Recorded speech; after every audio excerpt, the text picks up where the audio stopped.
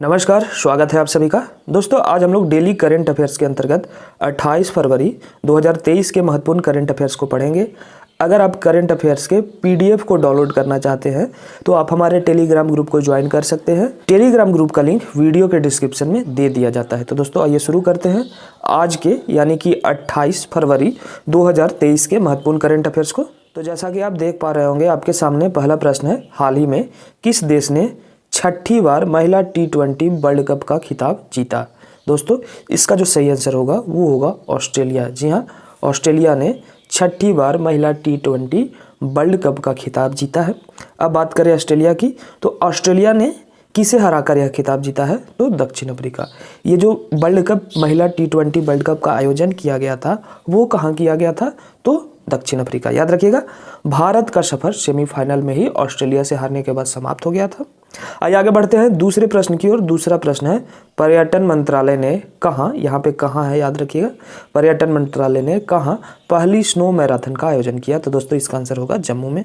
जी हाँ, जम्मू में पर्यटन मंत्रालय द्वारा पहली स्नो मैराथन का आयोजन किया गया।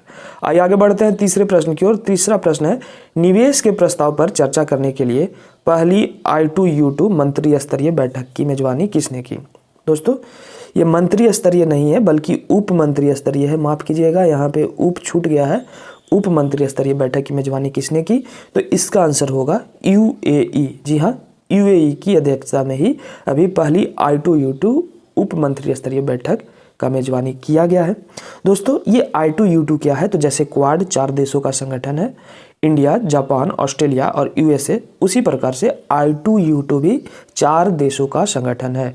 यहाँ पे 2 I है यानी कि इंडिया और इजराइल, और 2 U है यानी कि UAE और USA। ठीक है, तो याद रखिएगा, निवेश के प्रस्ताव पर चर्चा करने के लिए पहली I2U2 उप मंत्री स्तरीय बैठक की मेजबानी UAE में की गई या UAE ने की।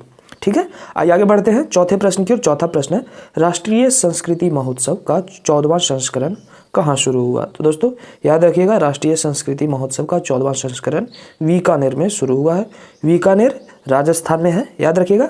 आइए आगे बढ़ते हैं। पांचवा प्रश्न है, विश्व NGO दिवस कब मनाया जाता है? दोस्तों प्रत्येक वर्ष 28 फरवरी को विश्व NGO दिवस मनाया जाता है, तो इसे भी याद रखिएगा। छठा प्रश्न है, हाल ही में कहाँ मंदिरों में अनुष्ठान कर्तव्यों को पूरा करने के लिए रोबोटिक हाथी पेश किया गया? दोस्तों ये जो रोबोटिक हाथी है वो मंदिरों में अनुष्ठान के कर्तव्यों को पूरा करने के लिए पेश किया गया है। और यह कहाँ पेश किया गया है? तो इसका आंसर होगा केरल। अब बात करें केरल की, तो केरल में साइलेंट वैली है। केरल की राजधानी तिरुवनंतपुरम है, जिसे त्रिवेंद्रम भी कहा जाता है, और केरल के मुख्यमंत्री पिनाराई विजयन है। आइए आगे बढ़ते हैं सातवें प्रश्न की ओर। सातवां प्रश्न है, हाल ही में आयुष मंत्रालय ने अपना पहला चिंतन शिविर कहाँ आयोजित किया?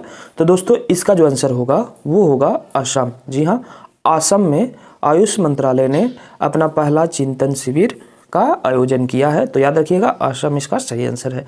आइए आगे बढ़ते हैं आठवें प्रश्न की ओर। आठवां प्रश्न है, पाकिस्तान ने वाहनों के आवाजाही के लिए किस देश से लगी तोरखम सीमा खोली है? दोस्तों ये जो तोरखम सीमा है ये अफगानिस्तान से लगी है, तो इसका सही आंसर होगा अफगानिस्तान। जी हाँ, पाकिस्तान को ऐसा करना पड़ा क्योंकि इस सीमा के पास लगभग 7000 ट्रकें फंसी हुई थी, और ये ट्रकें खाद्यान्न फसलों को एक जगह से दूसरे जगह पे ले जाया करती है।